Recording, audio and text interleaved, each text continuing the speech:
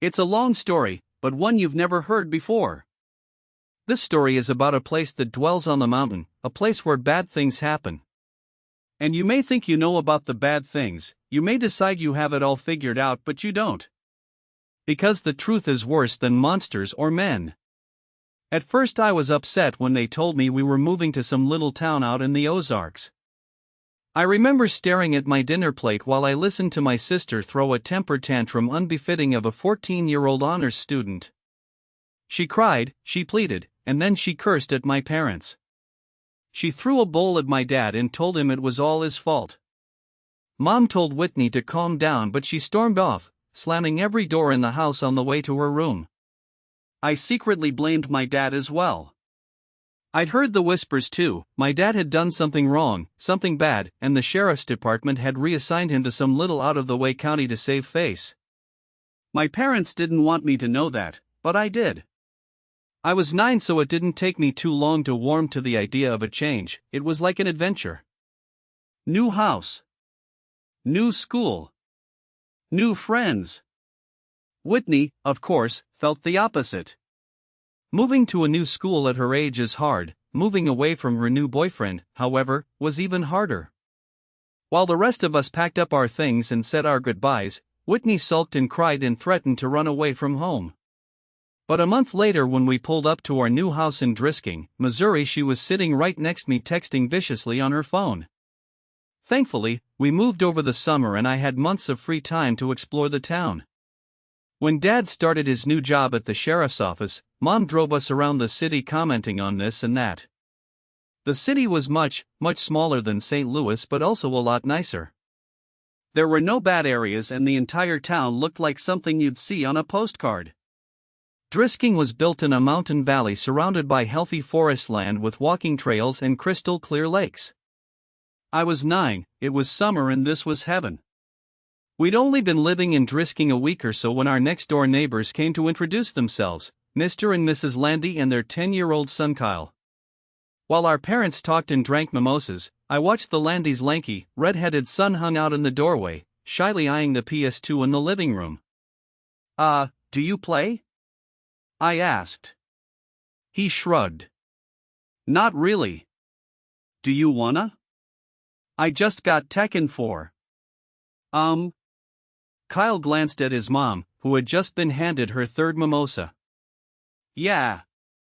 Sure." And that afternoon, with the ease and simplicity of our age, Kyle and I became best friends. We spent the cool summer mornings outside exploring the Ozarks and the hot afternoons in my living room playing the PS2. He introduced me to the only other kid in the neighborhood our age, a skinny, quiet girl named Kimber Destaro. She was shy but friendly and always up for anything. Kimber kept up with us so well that she quickly became the third wheel on our tricycle. With my dad at work all the time, my mom consumed with her new friendships, and my sister locked in her room all day, the summer was ours to take, and take it we did. Kyle and Kimber showed me where all the best hiking trails were, which lakes were the best and most accessible by bike, and where the best stores were in town. By the time the first day of school rolled around in September, I knew I was home. On the last Saturday before school started, Kyle and Kimber told me they were going to take me somewhere special, somewhere we hadn't been yet, the Triple Tree. "What's a triple tree?" I asked.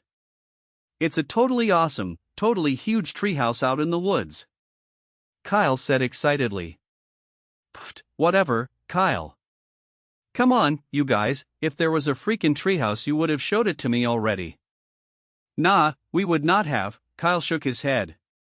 "There's a ceremony for first-timers and everything." Kimber nodded eagerly in agreement, her dark orange curls bouncing off of her tiny shoulders. "Yep, it's true, Sam. If you enter the treehouse without the proper ceremony, you'll disappear and then you'll die." My face fell. Now I knew they were making fun of me. "That's a lie. You guys are lying to me." "No, we're not," Kimber insisted. "Yeah, we'll show you. We just have to get a knife for the ceremony and we'll go." "What? Why do you need a knife? Is it a blood ceremony?" I whispered. "No way." Kimber promised. You just say some words and carve your name into the triple tree. Yup, it takes like 1 minute. Kyle agreed. And it's a really cool treehouse? I asked. Oh yeah. Kyle promised. Okay, I guess I'll do it then. Kyle insisted on using the same knife he used during his own ceremony, but we paid a price to get it. Mrs. Landy just happened to be home with her youngest son Parker, and despite Kyle's many objections, his mother insisted he take his 6-year-old brother with him. Mom, we're going to the treehouse, it's only for older kids. Parker can't go. I don't care if you're going to see an Exorcist movie marathon, you're taking your brother with you. I need a break, Kyle, can't you understand that? And I'm sure your friends won't mind. She flashed Kimber and me a challenging look. Right? No, not at all, Kimber said, and I nodded in agreement. Kyle made a loud, dramatic sigh and called his brother. Parker, put your shoes on, we're leaving now. I'd met the youngest Landy several times before and found that he was as unlike his older brother in looks as in disposition. Where Kyle was a wild, excitable fireball with hair to match, I found Parker to be an anxious, fidgety boy with small eyes and dark brown hair. We got on our bikes and made our way to a lesser-known hiking trail a few miles away. I'd asked before where the trail led when we'd ridden across it several weeks before, and Kyle had given me the underwhelming answer of nowhere interesting. We pulled up to trailhead and leaned our bikes against the wooden signpost which read West Rim Prescott or Trail. Why are so many trails around here named Prescott? I asked. Is this Prescott Mountain or something? Kimber laughed. No, dummy, it's because of the Prescotts. You know, the family that lives in the mansion up on Fairmont. Mr. Prescott and his son Jimmy own like half the businesses in town. More than half, Kyle agreed. Which ones? Does he own the GameStop? The only store in Drisking I really cared about. I don't know about that one. Kyle wound a lock around the 4 bikes and clicked the bar into place, then spun the numbers on the dial. But like the hardware store, the pharmacy, Glitton's on Second, and the newspaper. Did they start this town? I asked. Nah, mining started the town. I think they dash. I want to go home. Parker had been so quiet I'd completely forgotten he was there. You can't go home, Kyle rolled his eyes. Mom said I had to bring you. Now come on, it's only like a 2-mile walk. I want to take my bike. Parker answered. Too bad, we're going off trail. I don't want to go. I'll stay with the bikes. Don't be such a wussy. I'm not. Kyle, be nice. Kimber hissed. He's only 5. I'm 6. Parker objected. I'm sorry, 6. You're 6.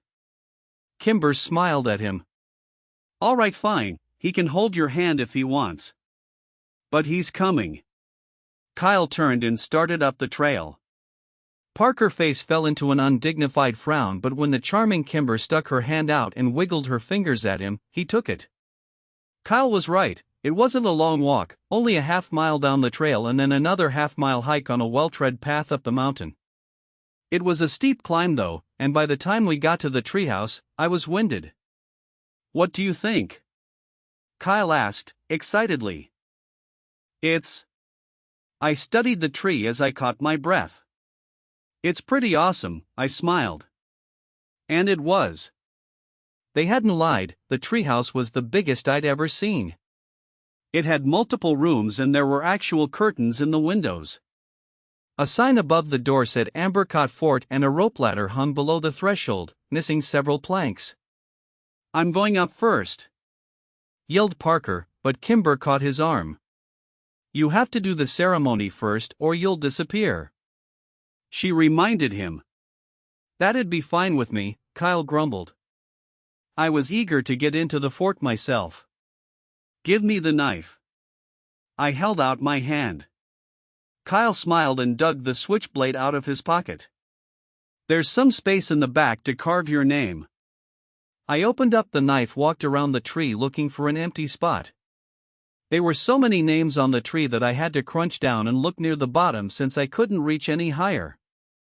I spotted both Kyle and Kimber's carvings on the tree, and I finally found a spot I liked near the ladder. I bit my tongue and carved Sam W. into a blank piece of bark underneath. Someone named Paul S. Parker went next but had so much trouble with the knife that Kyle had to do it for him. "Alright, let's go," I ran over to the rope ladder. "Wait!" Kyle yelled. "You have to say the words first."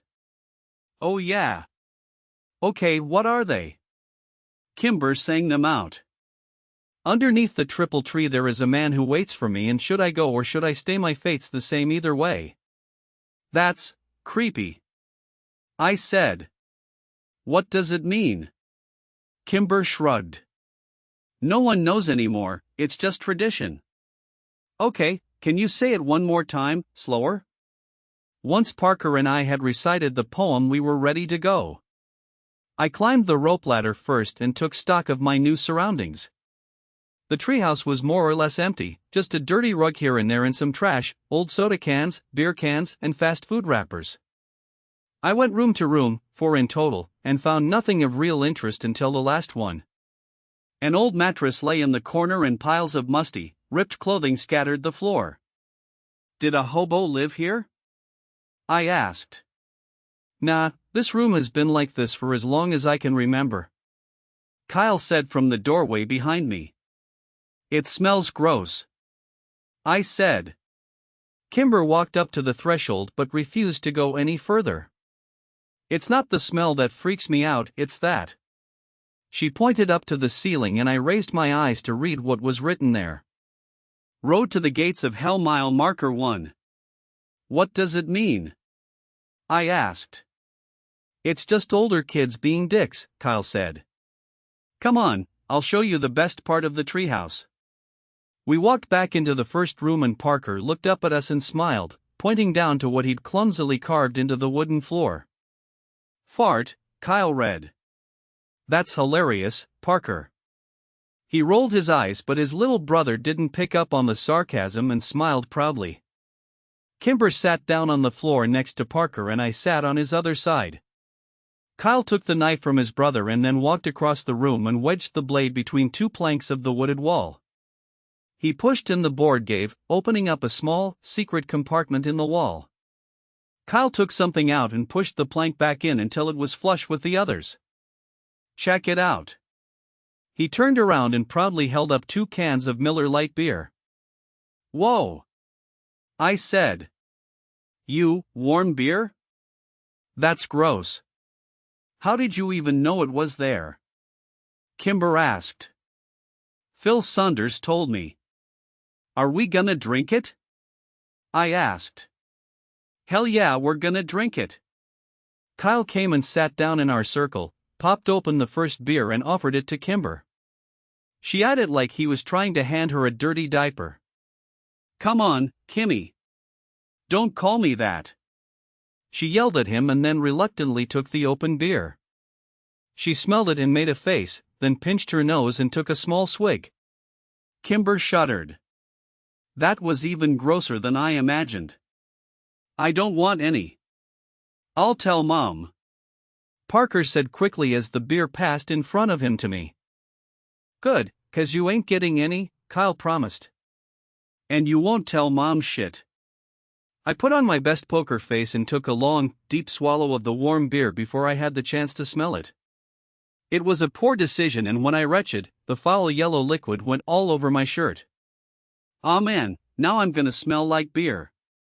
We spent the next hour and a half drinking the 2 cans of Miller Lite, and after a while the taste grew more tolerable. I couldn't tell if I was becoming a man or actually getting drunk. I hoped it was the former.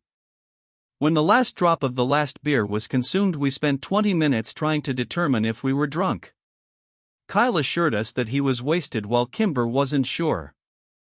I didn't think I was, but I failed all of our drunk tests. Kimber was in the middle of reciting the alphabet backwards when a loud, metallic grinding suddenly pierced the calm